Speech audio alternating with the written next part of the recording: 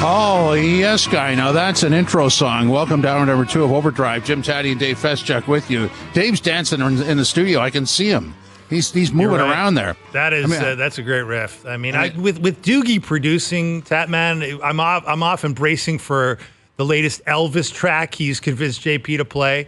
I'm sure one of those will be in the rotation here because Doogie, if you haven't known, he loves Elvis. Yeah, which is kind of a weird thing for a guy his age. Yeah. He's a very young man. It's Elvis, sad. Elvis was dead, for 30 years before Doogie was born. At least. And yet he's like Elvis to him is like Taylor Swift to the rest of the young population. I have to hop in here. And this go is ahead, a question sir. for Tatti. Yeah. Are you an Elvis fan? No. Not at all. No, never was. Wow. Yeah, that doesn't surprise me. Like before your time, right, Tad man? Like exactly. You got to be, yeah. like before your time. Yeah, absolutely. I mean, my grandma was in Doogie. Like my grandma liked Elvis. Okay, like and she's been dead almost as long as Elvis has been dead. And Feschuk, you're not a fan either. Like, would you say like there's any songs that you'd like? Is it your type of mix? Look, as I've said this to you previously. Like I respect Elvis. He was the king. Okay, he was the guy could command a room. He was the biggest thing on the planet for a moment in time. There's no denying. Like he influenced the Beatles. The Beatles loved Elvis. Like a whole generation of rock and roll people loved Elvis, and he inspired a bunch of young people to pick up guitars and become rock stars themselves. So I respect that. But listening back now, it's hard to get grooving to Suspicious Minds, as good a track as it was in its day. I mean, I just where are you on this, Doogie? Are you sitting in the room like putting the headphones on, just grooving to the Elvis playlist?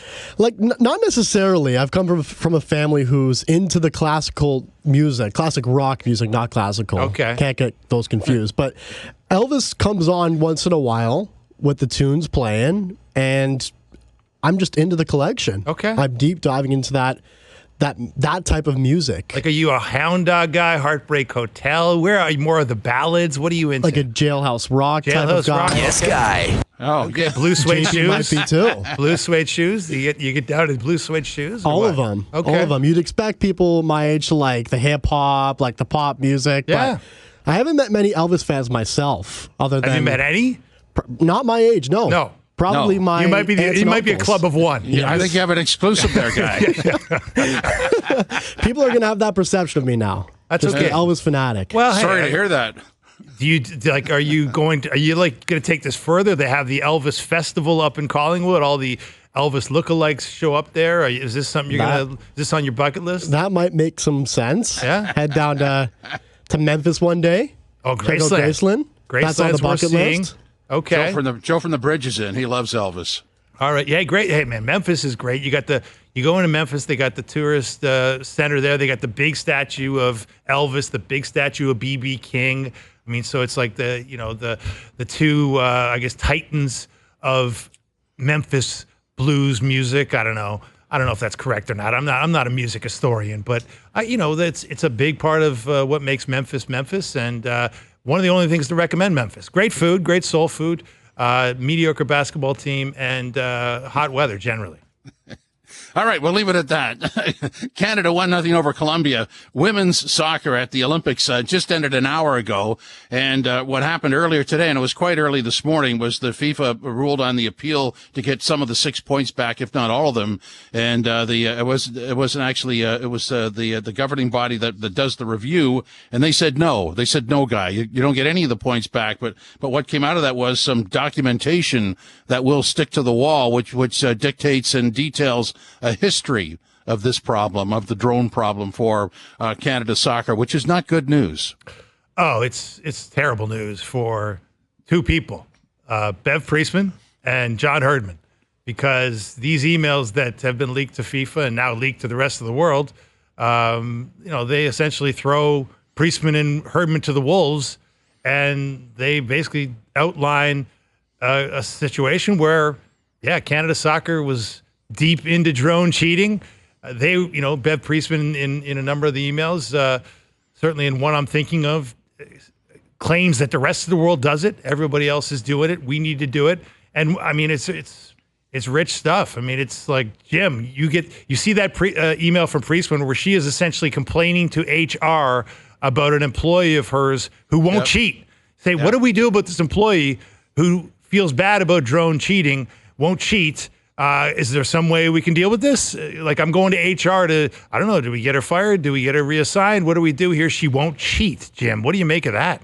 Well, those emails are they're like I said before, they're going to stick to the wall. I mean, the world knows this now. And this is the problem when you do any kind of an investigation. Now, I'm not suggesting that you don't, but the investigation turns out pure fact. And I just hope it doesn't trigger anything more devastating to the program. But let's deal with the win. 1-0 over Colombia. And this was a game to watch for sure. Clare Rustad is here, former national member of the soccer team, the Olympic soccer team, way back in 2008, and was on the call today. Claire, welcome. Your thoughts on Canada's win today? This was inspirational. Yeah. First thing, 2008 wasn't way back. It was back, just not way back. I can say that. But thanks. So I think it was a really good showcase of the leadership skills that exist on this team. You could see that throughout the past 3 matches. That first match against New Zealand when they went down by a goal, and Vanessa Gilles immediately pulled the entire team over, had a quick head-to-head with them, got them to refocus and turn the match around. And then, I mean, she herself scoring 2 clutch goals in the last 2 matches. But you see that across the pitch. You're not always seeing it in terms of, pulling people together in kind of groups to have meetings, although this team is constantly communicating. But you also see it in the work rate that people put in, because leadership shines in that context too. And the defensive work rate from players like Janine Becky and Jessie Fleming was fantastic today. So I think tactically they executed really well. They maintained their defensive shape really well. I'd like to see them be a little bit more lethal in the final third, and they'll have to be if they're going to try to beat Germany.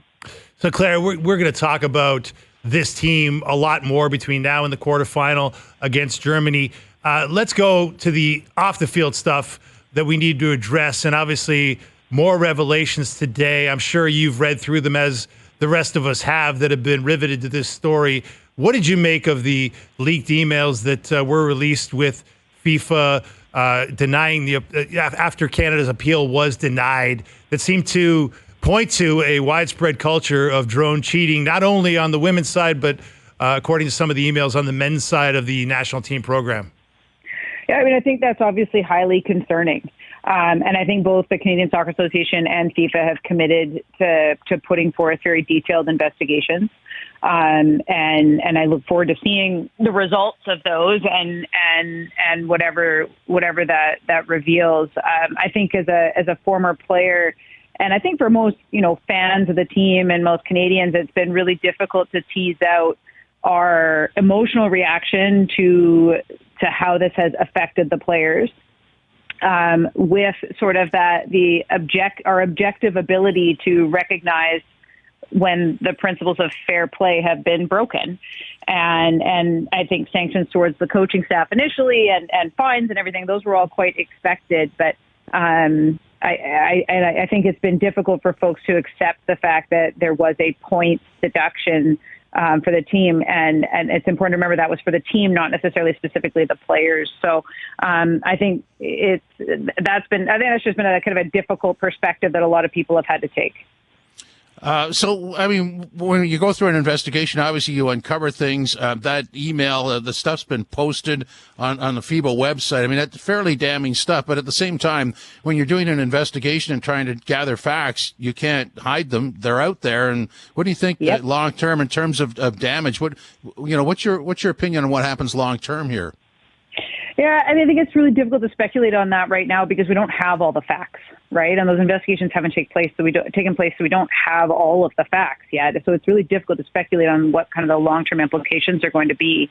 I think that it's highly concerning if this is, a sort of systemic culture. And fairly, I mean, obviously very damning for the future of Bev Priestman in the program, given everything that's occurred so far. So I think I do hope that both Canada Soccer and FIFA can be swift with their investigations. I'm glad to see FIFA taking an ethical violation so seriously, and I really hope that for in all areas of their jurisdiction that they take ethical violations as seriously and act as swiftly in the future. Well, that's one of the issues, Claire, is that obviously, global soccer isn't exactly known as a great bastion of fair play. We know a lot of the warts on the thing that is FIFA. What do you make of, we're hearing, Didier Drogba spoke to the CBC and kind of passed it off as, well, drone cheating happens. We heard a member of the U.S. men's national team say he can guarantee that every team does this. This is just what teams do. They spy on each other. Do you buy any of that as a defense for this? I mean, if it's true, it doesn't make it okay, right? I mean, using the excuse that, everybody, I don't actually know for a fact whether it's true that everybody else does it. I mean, as you mentioned earlier, I played way back in 2008 and that we didn't have a drone at that point in time. The iPad hadn't been invented yet. So but I mean, think about the lessons that you teach your kids about what's right and what's wrong. And just because someone else does something, that doesn't mean it's okay for you to do it. I think you're right. I think that soccer isn't always doesn't always maintain the moral high ground in the sporting world at all. There are mechanisms for punishing certain infractions, particularly on the field, that aren't used nearly enough. But I think that setting a precedent like this provides a deterrent for future infractions like this. So as we're watching the win today, I mean, everybody's caught up in this story just because of it. It's like a battle against the ultimate bit of adversity. Had to win, and they've done it 3 times now in advance to the quarters. You can see in their play, they're so determined, and you can actually see, when they win, they're happy, but maybe you can see some relief there too. Can you? Oh, totally. I mean, I was relieved in the booth. I mean, there's a great shot after Vanessa Gilles scored the game-winning match against France that just shows sort of the spectrum of how people experience relief. And it had her in the foreground on her knees, just screaming with her eyes closed. And then Julia Grosso in the background with her arms up, just sort of limp with grief. It's a really good, because I think we've all been through that, some stage like that over the past 48 to 72 hours, starting with that France match and then with the conclusion of the Colombia match. So, I think relief is a big part of it. And I think they're just very driven to perform for each other at this stage. When you look at this team, we've talked about Vanessa Gilles and the 2 huge goals she scored here in these must-win games. What have you made of Jessie Fleming? This is obviously a changing of the guard Olympics in a lot of ways. The first time we've seen this team without Christine Sinclair in a long time on a big stage. What do you make of the way Fleming has sort of been a central figure in so much of what's happened on the pitch, Claire? Yeah, I think Fleming's, like I mentioned earlier, her work rate on the pitch speaks for itself, and specifically her defensive work rate. I think it's the way that she's able to contribute offensively sort of depends on who she's paired with. But I think particularly today and in the match against France, I think defensively she was very tactically aware. She has an incredible gas tank that just doesn't seem to ever run dry. And she is she's not even a box-to-box midfielder at times. I mean, she can be an end-line to end-line midfielder. So I think from her perspective, she's similar to Christine Sinclair in that they both were sort of leaders by example, right, with what they do on the pitch in slightly different ways. And for her, I think her defensive work rate is really how she kind of sets the tone as a leader. Claire, what are your thoughts on Andy Spence? I mean, he's sort of on the spot, was sort of pushed into action, and has done a very nice job, hasn't he? Yeah, I think tactically they've executed very well over the last 2 matches. And I think he's made at times some bold substitutions, some of which I've questioned on the fly. But it's worked out. And he's been able to make adjustments when needed that have been effective. So far, it's been successful. And what do you make of the matchup with Germany? I know we got time between now and then, but this is obviously the world number 4, Claire. Canada does not have a great record against them head-to-head over the years. Do you see some holes there? Do you see an opportunity for Canada to advance against a team of that stature? I think so. There's a few things. I mean, the Germans had a great start, came out firing against Australia, but then really stumbled against the Americans, almost uncharacteristically so, and just kind of defensively a bit porous. That would be an area for the Canadians to exploit. But from the Canadians' perspective, I mean, today they only had one shot on goal in the first half. You have to get more shots and more chances on frame, particularly against a team like Germany, where their goalkeeping is going to be better than that of Colombia. They're going to be much tighter defensively on the whole. So from an offensive point of view, the Canadians have to be much more lethal in the penalty area in the final third, and that means being more accurate with your passing and being more creative with how you run off the ball. And then defensively, I mean, the Germans have multiple players who've touched the score sheet so far. So they have offensive threats coming from all angles. And if they are as tactically organized and disciplined as they were today, I think they should be able to contain that. But it does require focus for 90 minutes. And just one more, Claire, before we let you go. I mean, these players are battling through severe adversity. I mean, it's a tribute to them, isn't it?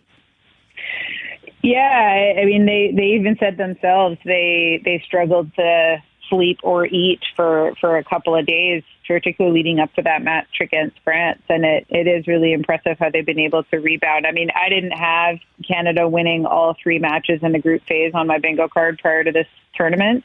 I thought France would have been a stumbling block for them. So the fact that they were able to come out and beat one of the world's real firepowers, is a testament to their resiliency and the leadership on the pitch.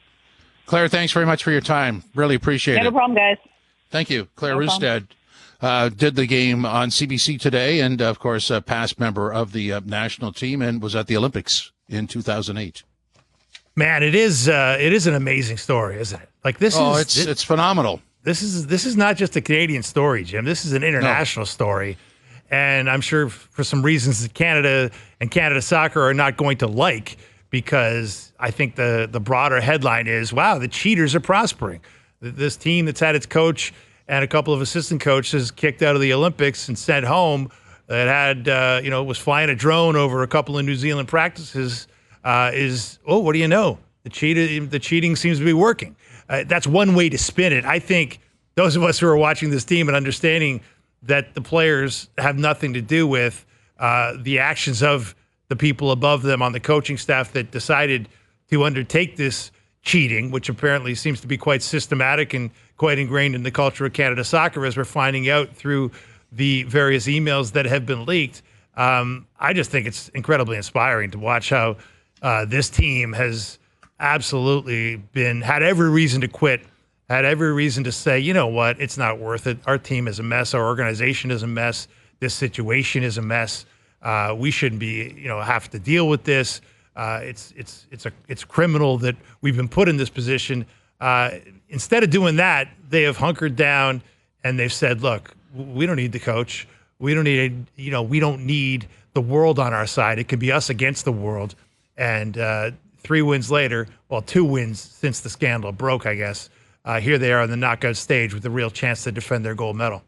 Yeah, I agree with that. I think everybody in Canada would look at it one way, and the rest of the soccer world outside of Canada would look at it another way. And sometimes we forget, defending gold medal champs, there is a target on their back. And there is, some of these other countries obviously want to advance. And this scandal is an opportunity for them to advance. I mean, they're going to be relentless with this stuff.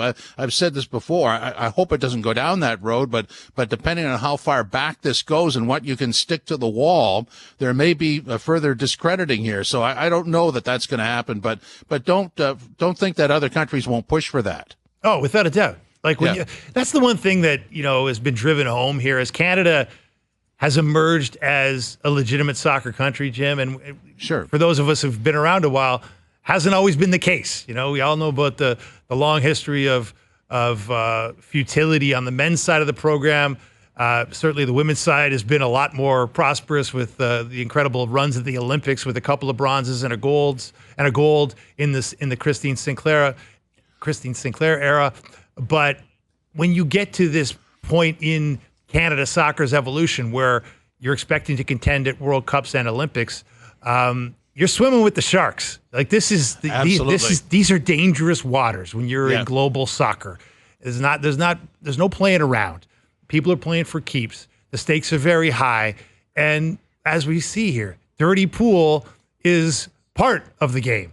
And when I say dirty pool, I'm not talking about the E. coli in the Seine and in the other swimming venue at the Paris Olympics here. I'm talking about people who'll take you down, and if you make it easy for them, as Canada has done here with their stupidity, flying a drone in a no-fly zone at an Olympics when there's police officers with machine guns walking around. The dude that was flying that drone is lucky he didn't get shot. I mean, drones are weapons of war and terror. Who knows why the drone was there? Absolutely. Exactly. I mean, it's ridiculous. But anyway, these are dangerous, dangerous waters you're swimming in. And so far, Canada has been bloodied, but to the players' credit, they are soldiering on here in an incredible way. It would be interesting to know. There's a couple things here that I'm intrigued by. First of all, whatever the investigation is internally, domestically, that if they go back far enough to figure out why this even happened or why this even started, what was the original motivation years ago? And the second thing is, you'd love to know if the people that were putting in the appeal in understood that what they were submitting would be put up on the FIFA website. Yeah, good questions. I mean, look, I think. How did this start? It's we don't know. We certainly, reading the emails today that came from the email account of Bev Priestman, there's this inference that the men's program has been doing it in the past and has a whole operation, I think was the quote. Bev Priestman also insisted that every other top 10 nation on the planet is engaged in this sort of espionage, for lack of a better term. So Canada was just keeping up with the Joneses in trying to, or the Droneses, I guess, as they were trying to fly this drone and gather more information about an opponent. And to your point, I mean, did they know that these emails would be made public? You have to believe that anything you send in an investigation like this could be made public. And it's very clear to me that, there's a real distancing here. There's a real attempt to say this had nothing to do with anybody but Bev Priestman and John Herdman. This did not go up the chain. This was a coaching staff matter. And I think Soccer Canada is attempting to cut themselves off from it, from Priestman and Herdman and below. I know, but when you read when you do the reading on this particular subject, it is the Canada Soccer appeal of the 6 points that submitted these documents with the emails to explain why they had, suspended the 3 people they had suspended in order to distance themselves from the team and the Olympic performance. And as they're doing that, they're giving evidence inadvertently that now sticks to the wall and proves that there's a history of this. And that wasn't, I don't think that was their intention when they were submitting the documents, but now they're there. Well, if that wasn't their intention, then there was some naivety there too. Just like there was incredible stupidity in flying the drone in the first place at the Olympics of all places. But you're right. There's a lot we don't know about how this is all unfolding, how it all unraveled for Bev Priestman, and now we've yet to hear from John Herdman since these last revelations. And of course, it'll be very interesting to hear what Mr. Herdman has to say about the inference that his men's program has been involved in this. So a couple things to clean up before we get to the bottom of the hour. Jays lost in Baltimore 10-4 today. Kevin Kiermaier, one of the departing Jays, has sent a thank you to fans, and I think we have a clip of that. So let's take a listen to Kevin Kiermaier saying adios and thanks. Blue Jays fans, what's up? I just got back to Toronto one last time. Got to pack a lot of stuff and get heading out west, but I just wanted to thank everyone from the bottom of my heart. I have felt loved from here since day one when I signed December 2022 and, playing here all of last year and traded now. But given the circumstances of our team, I totally understand. And, with my situation, I did not play good this year. I know that. It drove me nuts. I was trying my hardest each and every day. And with that being said, Toronto fans out there, you guys are incredible. Every time I was out there in center field, everyone had great things to say about me. When I go up to the plate, could have easily been booed or, certain things like that with how I played, rightfully so. and you guys chose not to. You stuck with me. You loved me through thick and thin, just like I asked from the get-go when I signed here. I love you guys from the bottom of my heart. Thank you for treating me and my family so good. All the best to everyone. Thank you. Kevin Kiermaier on the way out. Nice departing message there to the fans. Yeah, for sure. Very, very nice departing message. And I mean, he's right. Like, this is not a mean town. This ain't Philly. This is not a place that treats its Blue Jays particularly badly, as badly as it's going for Kiermaier and the rest of his teammates this year, especially on the offensive side of things. 27th in Major League Baseball in runs. There's reasons to boo, Jim. And actually, just before we wrap up, I mean, if you're describing what the marketplace is like, it's actually really understanding. If you present, whether it's a Jays, Leafs, or Raptors fans, and the Leafs fans certainly have more patience than anybody that has ever been on the planet, you could say, here's what we're going to do, and they'll listen, as opposed to rejecting it. Well, exactly. And I think that's why Ross Atkins is so unpopular, because he doesn't speak like a human being. He speaks like some sort of AI bot that has read a corporate textbook and, just pulls out big worded phrases. And instead of saying we need to score more runs, he says we need to create a better run scoring environment, which just doesn't really make sense to me. I'm not sure what the environment has to do with anything. You just need better hitters. It's pretty simple, right, Jim? But you're right. Like if you're a plain spoken, honest, straightforward guy, Alex Anthopoulos comes to mind, a guy that can communicate with the people. Be about as honest as you can be as a general manager. No one believes that you can reveal all your secrets. We understand there's always going to be secrets, but speak to people like human beings. Speak to them like they understand, because guess what? Fans are very plugged in. Fans are very educated in this day and age about what's actually going on. And if you do that, you're right. People will understand. People will get on board. People will give you some patience and some rope to make your moves and execute your plan. But I think the patience is running out in Blue Jay land right now for Ross Atkins. Okay, coming up next, Rod Black talking about Olympic men's and women's basketball. This is OverDrive on TSN2, TSN 1050, the iHeartRadio app, and streaming online. Oh, yes, Guy. OverDrive, final half hour for a Wednesday. Jim, Tatti, and Dave Feschuk from the Toronto Star with you. So the Olympic basketball story goes like this. Tomorrow, it'll be Canada against Australia and women's play Friday. Men against Spain, and the men are through. It was a struggle for the women in their first game. And who knows better than that than Rod Black, who calls the action on the radio side. Rod, how are you today, sir? Yes, guys. Good guys. There we go. An Olympic yes guy. A five-ring guys. Yes. Well done. So, I mean, contrasting results so far, but let's go to the men's story, because they won their last game. And this second half of this game was something, it was like a coaching clinic, wasn't it?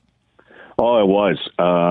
I know you're with Dave, and he was watching, as everybody, basketball fans in Canada have been watching. This was a little early breakfast in France the other day, but Jordi Fernandez has really done a great job as the head coach, and it's going to be interesting on Friday because he's facing his old country in Spain. He helped develop a lot of those players that Canada will be playing against, but I thought he made the right adjustments. He pushed the right buttons at the right time. I will tell you, I think, as I said the other day, I thought Canada's first game, they played to kind of like a B- against Australia. But in the second game, I thought, their first half was a C-, and their second half was pretty much an A or A+.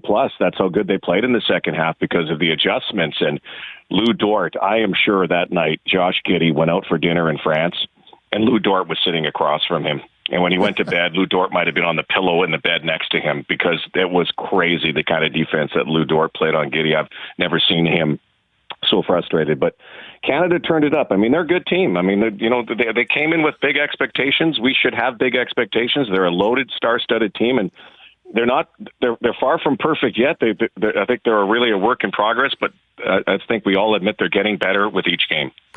So, Rod, you're right. It's a star-studded team, and the pre-tournament calling card of this team, in a lot of ways, was that, hey, we've got the best backcourt on the planet in Shai Gilgeous-Alexander and Jamal Murray, and yet we've seen Jamal Murray not looking like the NBA champion of the Denver Nuggets, Jamal Murray, coming off the bench, something missing there. What have you made of Murray's performance, and what do you think the prospects are for him to regain the form we know he has in him, but has yet to show here? Yeah, I think he's rounding into form, Dave. And I think we all, there was an air of mystery. Javon Shepard and I have been fortunate enough to call these games on radio, but also we called some pre-Olympic games on CBC on the stream. And the first game against France, Jamal Murray wasn't there. And, everybody's up in the air, like, is there a contractual problem here? Is he hurt? And even up until the next game they played against Puerto Rico, when we did see him in a warm-up and we thought, okay, he's going to play. Maybe he's going to start. He didn't start. It clearly looks like he's not either in game shape, is nursing, or recovering from an injury. But he's not the Jamal Murray we know. But I will tell you, I think, he's getting better with each game, and that's good for Canada. I think, they haven't played their best game yet. The only thing I would say, and Jamal, again, in that Puerto Rico game, he didn't score at all, and just the few minutes that he's getting in the first two games here in the Olympic tournament. I would say one thing though. Do you notice who's on the floor in the late going? Yeah, Jamal Murray, of course, because he's a leader. And I will tell you, even that game the other day that had nervous moments against this Australian team, had really nervous moments, especially after maybe some nervous moments against Greece. But that Australian game, he and Shai Gilgeous-Alexander's ability to slow the game down in the late going was one of the reasons that Canada won that game. It just seemed they have this class, this savvy. They've been there, done that before. And Jamal's played it at the highest level beyond the Olympics, an NBA final, to win an NBA championship. And I think Jordi Fernandez shows that trust and that faith and that belief. Even though Jamal Murray, I would say he's probably, the way he's looking, I would say 75% of 80% of what we normally would see from him. But I think Jordi Fernandez is looking and saying, I will take 75% of Jamal Murray over 100% of some other guys, because he's been there before. Well said. And then let's go to the coach, Jordi Fernandez. He's done a really nice job here. And obviously, this team is still knitting together, but he seems to make the adjustments, doesn't he? Yeah, he does. I've been really impressed. I think there were some question marks when Nick Nurse left, and Dave, you've been following this team for a long, long time, and all of us who love Canada basketball and bleed it red and white, we know in the trials and tribulations, this has been a roller coaster, Jim, that has been like Canada's wonderland through the years for Team Canada. It's been a soap opera. You can't make some of the stuff up that's gone on with this team, and the failures in the past, and the players who said no to the team, and then when Nick left, everybody's up in arms again, and the connections that this team has, the organization has, the leadership, from Michael Bartlett to Rowan Barrett. And RJ's playing so well. I mean, I know you're going to want to talk about that, but to see what they have done by getting a Jordi Fernandez, who, by the way, is just not a no-name. He wasn't some assistant coach anymore. He's now the head coach of the Brooklyn Nets. And so you're starting to see what I love is he holds his players accountable. Anybody who's talked to anybody who's been in that locker room, he holds them accountable. He doesn't care who you are. He doesn't care. And that, I think, creates that Maple Leaf belief as well. They believe in their coach, and the coach believes in them. Well, let's talk about RJ Barrett, Rod, because he has obviously had a couple of really strong games. He was great against Australia, really efficient offense, and much-needed offense, given the fact that Murray's not there, getting buckets like you would expect. RJ has definitely, shown he can be that second threat behind Shai Gilgeous-Alexander. What have you made of his performance? We had Jama Malalela on here, Raptors assistant coach, and he was saying they really want to see RJ obviously play the kind of bucket-getting game he can play on the offensive side of the ball. They want to see him evolve his defense, the Raptors do in this Olympic tournament, so he can bring it back to the NBA on the defensive side of the ball. But what have you made of his all-round game and the idea that this could be a springboard for him into a great NBA season? Yeah. I would say is to Raptor fans who I think, have been shaking their heads after what's gone on in the last little while. It seems so long removed since that championship in 2019. But if you get the RJ Barrett for a Raptor fan that you're getting right now in the Olympics, because he's playing at both ends, he's attacking like he does. He's sometimes a little unorthodox. He's wild going to the rim sometimes, but his confidence soaring. Is it any coincidence his dad's the GM? Is it any coincidence this family has been through so much over the last little while? Is it any coincidence he has something to prove? Is there any coincidence that this is maybe full circle? Think about 2000, all of us that remember when Rowan was the captain for Team Canada. We only had 2 NBA players in this country that were playing at the time, Steve Nash and Tom McCulloch on that team. They finished 7th. Everybody expected great things. And Rowan Barrett wore number 9 and was the captain of the team and now is the GM. And, if you believe in karma and stuff like that, and that I do believe that sometimes, when your dad's the boss and you have something, you have to a little more to prove than anybody else. And RJ Barrett's playing out of his mind. I mean, you talked about Jamal earlier and everybody expected Batman and Robin in the backcourt. I don't think we're going to see that. They were on the floor a little bit yesterday. They've been on the floor, obviously, in the lead-up. Everybody was anticipating, but Canada can stagger their guards. And this team right now is led by SGA, Shai Gilgeous-Alexander, and then next in line is RJ Barrett. And right now, as the two of them go, so goes Team Canada. Well, and this is a team that has already advanced to the next round, but they can obviously put themselves in a much better position Friday against Spain. I mean, that's a nice luxury, isn't it? It is. Don't sleep on Spain, though. I mean, they've got, again, they had a really tough start against the Aussies and then played much better against Greece. Go back a year, or not less than a year, into September at the FIBA World Cup. Spain's probably got a chip on its shoulder. First of all, number one, they need a win to get in. Obviously, whether it's in the standings or the wild card, but Canada beat Spain. The most historic win for Canada beyond this Olympic win and that bronze medal win last year was the win over Spain to get a spot. And, they only beat them by 3 points that day. It took Shai Gilgeous-Alexander being superhuman down the stretch to get that win. So I'm sure they've got a chip on their shoulder. But I also think the key for Canada is not only to get this W, to get 3-0, but also to roll up some points.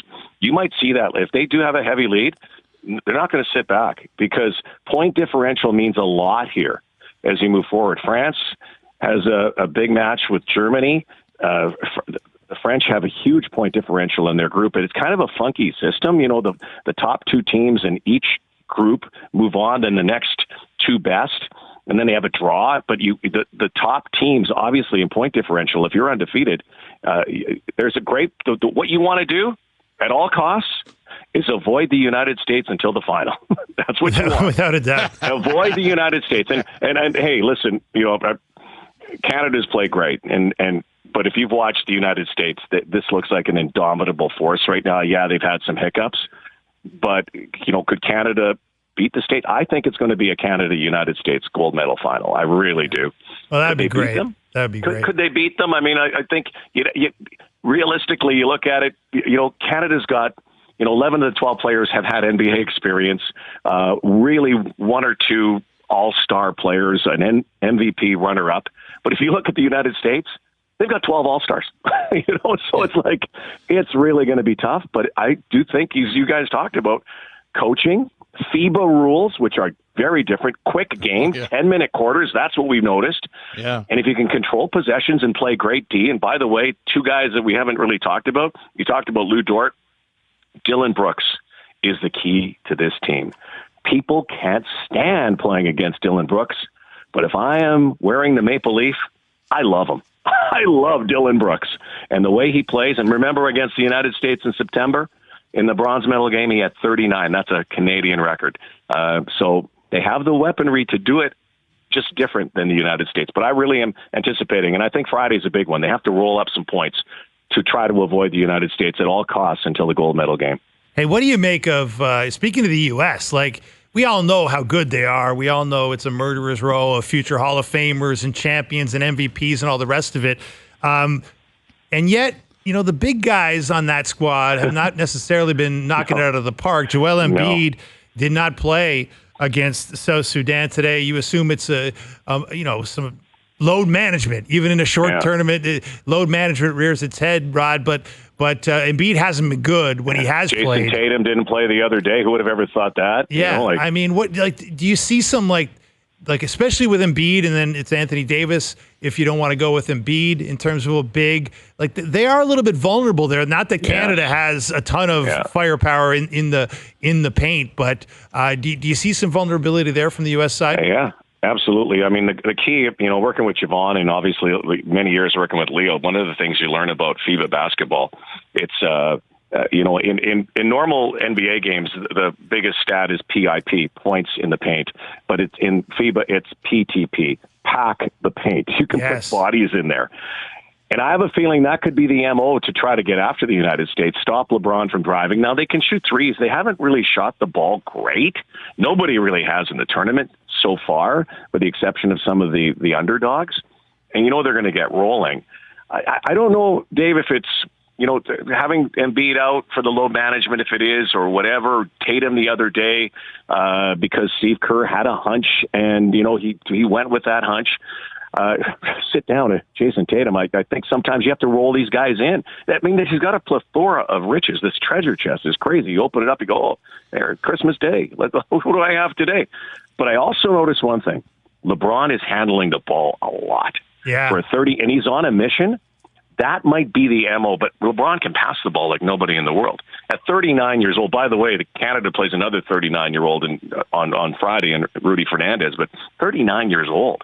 To do what he's doing, but it's if you love basketball, you love the Olympics. You love the way so many of these players play. You love the way that LeBron still is Benjamin Button, still doing what he's doing. I love the Ant-Man, Anthony Edwards, the way he's playing, and Steph Curry and all that, and Team Canada from top to bottom. Victor Wembanyama playing for France. I mean, you're seeing why this has become such a global game. And it goes back to one of my first Olympics I ever broadcast at CTV. I had a chance to watch the Dream Team, and that's the demarcation point right there, is when the Dream Team came to the Olympics. Basketball on the globe changed, and we're the beneficiaries, because I don't know about you guys, it's fun to watch. It is, and you said that extremely well, and that's not a surprise to us. Rod, thanks very much. Appreciate it. All right, thanks, guys. Enjoy the games. We will. Thank you. Rod Black calling the men's basketball on the radio side for the Olympics on TSN 1050 Friday morning, 11 o'clock against Spain. Coming up next, we'll have our FanDuel best bets. So Doogie's got his paperwork to be done. And on the way out, OverDrive is brought to you by FanDuel, bringing you everything from the opening line to the final score. This is OverDrive on TSN 1050, TSN 2, also available in the iHeartRadio app and streaming online. Oh, yes, Guy. There it is. Well done. There it is. Taking care of business. Elvis. This one goes out to Doogie. There it is. I think Doogie selected it. Yeah. Yep. All right, let's get into the best bets. Yes, well done. Today's best bets are powered by FanDuel. Make your picks and assemble a same-game parlay in seconds on the FanDuel Sportsbook app, which means you can do it real fast. Yes, sir. Go ahead, Doogie. Bail us out. All right, guys. Well, we saw Canada Soccer pick up a 1-0 victory today. We can see Summer McIntosh potentially win a medal tomorrow. But my attention goes to golf, which starts tomorrow at 3 a.m. at Le Golf National, where it hosted the 2018 Ryder Cup, a 4-round stroke play competition with no cut. So we're going to start off with Rory McIlroy at plus 750. He's been talking a lot lately, and him at the international level, he needs a bounce back. He missed the cut for the first time this season at Royal Troon. And with the odds this high for Rory, I will take the opportunity. And he was pretty salty when he was asked about the Americans regarding the Ryder Cup, saying, you got to watch out for us. So I think Rory McIlroy will add a medal to his resume. Scottie Scheffler, all-time rate, historically incredible on the tour this year, 6 wins. And adding a medal would be remarkable. So going to take Scottie Scheffler at top 5, and he can get through some of these water hazards that the course may have. He's pretty good in these type of courses, tee to green. And some Canadian content, Corey Connors, top 10. I love this, at plus 200. 3 top 10 finishes on the year.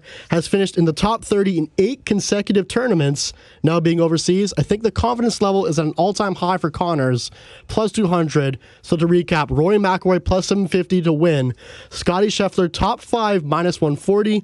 And Corey Connors, our Canadian boy, also Nick Taylor there, at plus 200 on the FanDuel Sportsbook app. Well done. Today's best bets are powered by FanDuel. Download the FanDuel Sportsbook app today. Find thousands of ways to play. Please play responsibly. You have to be 19 or over and physically located in Ontario. Just a few seconds left, Mr. Feschuk. Felix Auger-Aliassime advancing today. That's big news, too, in men's singles tennis at the Olympics. Big win over Medvedev. Wow, very impressive. It was, and the first time he's ever been able to defeat him. So that means we'll be back in the studio tomorrow. Frankie C. will join us, so we'll do this again tomorrow at 4 p.m.